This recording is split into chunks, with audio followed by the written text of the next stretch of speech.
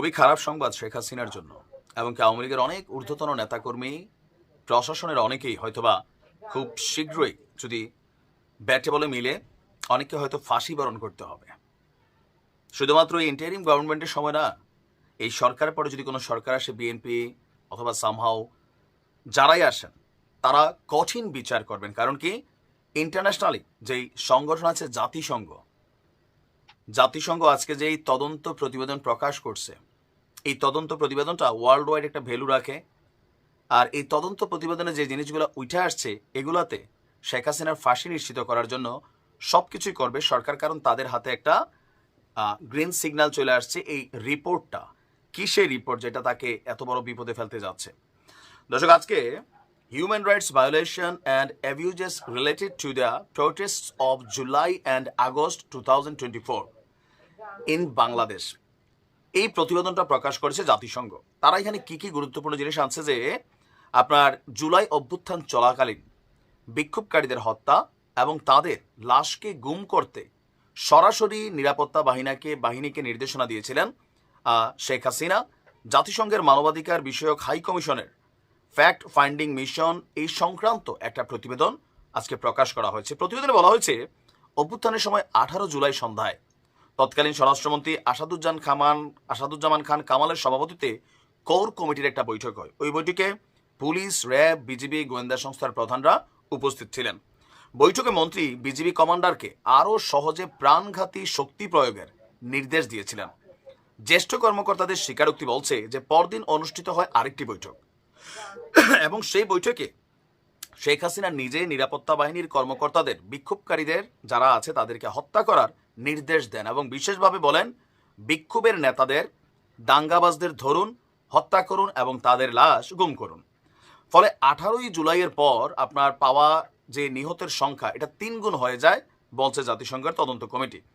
তারা বলছে যে 18 জুলাই নিহতের সংখ্যা 100 জানা গেলেও পরের দিন 19 জুলাই তা হয়ে যায় 300। ফ্যাক্ট ফাইন্ডিং মিশনের প্রতিবেদন বলছে, সংগ্রহ করা তথ্য উপাত্ত স্বাধীনভাবে পর্যালোচনার ভিত্তিতে জাতিসংঘের এই তদন্ত কমিটি জানতে পেরেছে যে সাবেক সরকারের নিরাপত্তা গোয়েন্দা সংস্থাগুলো আওয়ামী লীগের সহিংস গোষ্ঠীগুলো পদ্ধতিগতভাবে গুরুতর মানবাধিকার লঙ্ঘনে জড়িত ছিল, যার মধ্যে রয়েছে শত শত বিচার বহির্ভূত হত্যা, অন্যান্যভাবে হিংস্র শক্তি প্রয়োগের ঘটনা, যার ফলে হাজার হাজার বিক্ষোভকারী গুরুতর আহত হয়েছে, গ্রেপ্তার হয়েছে, নির্যাতনের শিকার হয়েছে।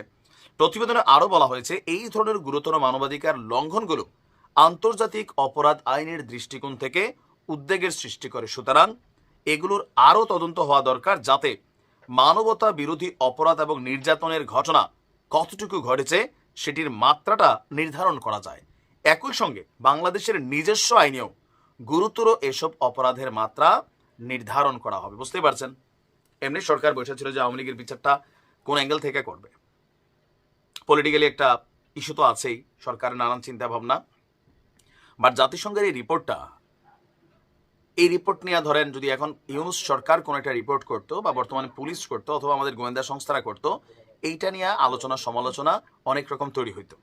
এখন ইউনূস সরকার যেটা করছেন, ক্ষমতায় আসার পরেই জাতিসংঘের এই তদন্ত কমিটিকে কিন্তু দাওয়াত দিয়েছিলেন। তারা বাংলাদেশে দীর্ঘদিন থাকছেন, খাইছেন, এগুলার অবজারভেশন করছেন, তথ্যপত্র ডাটা কালেকশন করে ফাইনালি ইন্টারন্যাশনালি এই রিপোর্টটাকে প্রকাশ করেছেন। তো ফাইনালি ইন্টারন্যাশনালি যখন এই রিপোর্টটা প্রকাশিত হয়েছে, বাংলাদেশের 1000 মিডিয়া যদি একটা কথা বলে এটা যতটুকু ভ্যালু হয় না, তাদের রিপোর্টের ওই ভ্যালুটা আছে। শেখ হাসিনার জন্য খুবই দুর্দিন আরও আসতে যাচ্ছে।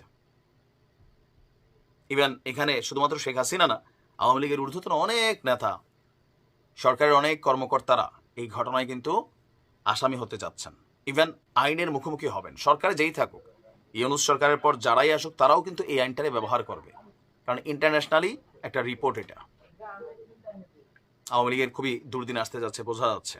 ভালো থাকুন।